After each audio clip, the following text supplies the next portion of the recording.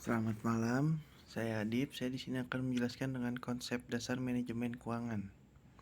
Definisi manajemen keuangan itu adalah penggabungan dari ilmu dan seni yang membahas, mengkaji, dan menganalisis tentang seorang manajer keuangan yang mempergunakan seluruh sumber daya perusahaan untuk mencari dana, mengelola dana, dan membagi dana untuk memberikan keuntungan atau profit bagi perusahaan. Untuk manajemen keuangan, dia memiliki 3 kegiatan. Yang utamanya adalah memperoleh dana, cara menggunakan dana, dan pengelolaan aset. Untuk perkembangan ilmu manajemen dan teori keuangan itu dimulai dari tahun 1960 sampai tahun 1970 dalam fokusnya untuk pemilihan aset dan liabilitas yang dapat memaksimumkan nilai perusahaan dan kemakmuran. Untuk perkembangan teori keuangan dikenal sejak tahun 1900 sampai abad 21. Tidak begitu pesat, mungkin. Perkembangan tersebut umumnya merupakan penyempurnaan dan pendalaman serta perluasan analisis dan teori yang ada. Untuk perkembangan teori keuangan adalah jenis-jenisnya seperti ini. Ada teori pasar modal efisien, ada teori struktur modal, teori dividen, teori diskon, teori agensi, teori informasi asimetrik, teori portofolio, dan teori opsi. Terus untuk fungsi manajemen keuangan itu, 1. Sebagai pedoman bagi manajer perusahaan dalam setiap pengambilan keputusan yang dilakukan. 2. Dengan memahami ilmu manajemen keuangan secara baik, diharapkan pihak-pihak yang berada di posisi marketing, produksi, personalia, dan keuangan diharapkan mampu menempatkan setiap keputusan secara jauh lebih bijaksana. Tujuan manajemen keuangan itu ada 3, yaitu memaksimumkan nilai perusahaan, menjaga stabilitas finansial dalam keadaan yang selalu terkendali, dan memperkecil risiko perusahaan di masa sekarang dan yang akan datang. Untuk keuangan dalam struktur organisasi perusahaan, fungsi keuangan dalam organisasi perusahaan biasanya dibedakan atas 2 jawaban, yaitu bendahara yang bertanggung jawab terhadap perolehan dana dan pengamanannya atau pengelolaannya. Dan yang kedua ada yang administrasi pembukuan atau akuntansi yang bertanggung jawab terhadap kegiatan akuntansi, pelaporan, dan pengendalian.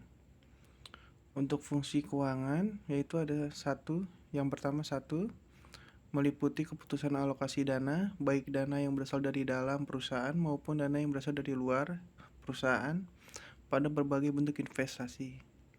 Dengan kata lain, investasi macam apa yang paling baik bagi perusahaan.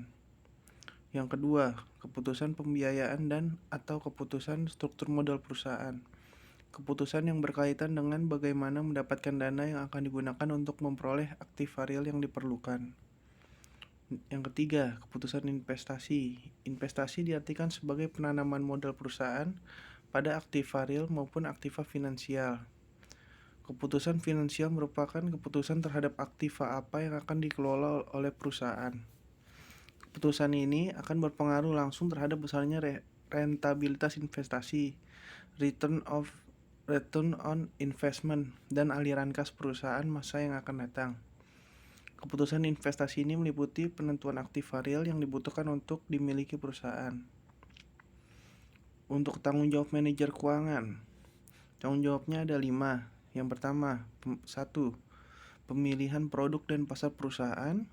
Yang kedua, strategi untuk riset, investasi, produksi, pemasaran, dan penjualan. Yang ketiga, seleksi, pelatihan, pengorganisasian, dan pemotivasian para eksekutif dan karyawan-karyawan lain. Yang keempat, perolehan dana dengan biaya yang rendah dan secara efisien. Yang nomor 5, penyesuaian hal-hal di atas jika lingkungan dan persaingan berubah. Untuk peranan manajer keuangan dia ada 3. Yang pertama, mengambil keputusan investasi atau pembelanjaan aktif. Yang kedua, mengambil keputusan pendanaan atau pembelanjaan pasif. Yang ketiga, mengambil keputusan dividen. Untuk keputusan manajemen keuangan itu ada 3 juga, yaitu sebagai penganggaran modal, struktur modal, dan modal kerja.